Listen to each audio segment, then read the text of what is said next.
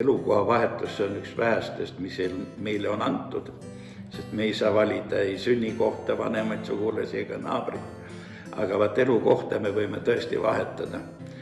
Ja sel juhul ma usun, et igal ühel, kes selle peal väljas on mingi põhjus.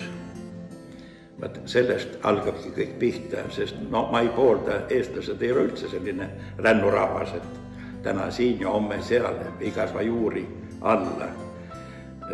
Ma olen oma elus elanud pikemat aega Pärnus, Tallinnas, teeninud Eesti riiki Peterburis ja sellepärast õnneks ei ole kuigi palju vahetanud elukohti, aga ka tunnen, et kisub juba natukene ohtlikuks, rohkem ei tahaks. Ma ei ole rännumees. Ja sellega mõtlen ka seda, et ikka kui keegi vahetab oma elukohta ja tahab elada näiteks Elvas, siis peab ikka rehkendama, et tuleb siia ikkagi alatiseks. Ja siis ta peab arvestama ühe asjaga. Kõige parem, kui tal oleks keegi siin ees. Minul õnneks olid siin ees sugulased.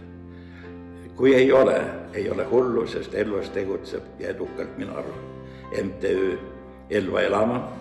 Nii et alati tullakse vastu, internetist saate telefoninumbrid, särgid-värgid ja väikene abi on alati tarvis, kui sa tuled võõrasse kohta. Kindlasti tuleb tulla luurele ja väga palavalt soovitan, et tuleks ikka tulla luurele sel ajal, kui see Elva kõige ilusam on ja see on see kevade poole suve. Kõige rohkem meeldib mulle, nii huvitav kui see ka ei ole, inimfaktor, inimesed. Ja see on tõesti, see on kõige tähtsam. Elatud on pikk elu ja ma ei kujuta ette, et ma elaksin mingis teises seltskonnas nii hästi nagu praegu siin Elvas. Vaadake, ma olen elanud 17 aastat enne Elvasse kolimist Pärnus. Ma olen sündinud ka Pärnus ja nii huvitaval kombel, et pärast sündi elasin 17 aastat seal. Ja siis hiljem pärast väikest maailmarändamist olin ma jälle 17 aastat Pärnus, uuesti sünnilinna kodanik ja mind 8 aastat ei võetud omaks.